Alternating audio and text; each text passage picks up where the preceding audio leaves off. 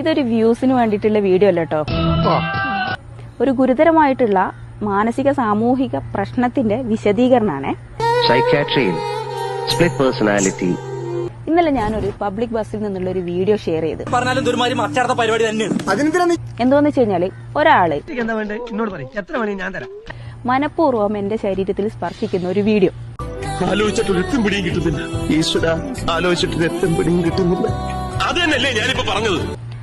അതൊരു ആക്സിഡന്റ് അല്ല, ഒരു മിസ്അണ്ടർസ്റ്റാൻഡിംഗ് വൈബ്രേഷന്റെ അനുഭവം എനിക്ക് കിട്ടാൻ തുടങ്ങി.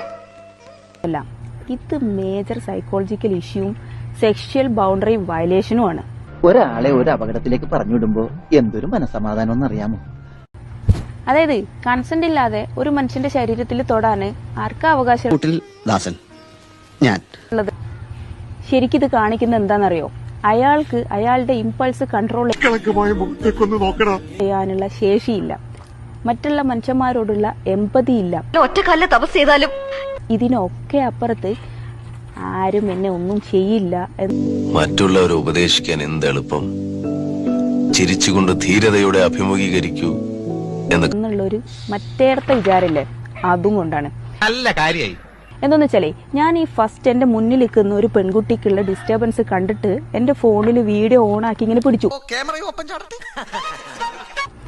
ഈ വീഡിയോ ഓൺ ആക്കിയത് അയാൾ കണ്ടിട്ടുണ്ട്.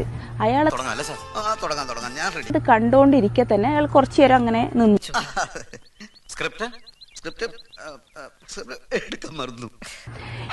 ഇത് കാണിക്കുന്നത് ഈ കുടുംബത്തിന്റെയും ഉദ്ദേശം എന്താണെന്നും വ്യക്തമായി അയാൾ ഇതൊരു പാറ്റേൺ ആയിട്ട് കണ്ടിന്യൂ ചെയ്യുന്നുണ്ട് എന്നുള്ളതാ.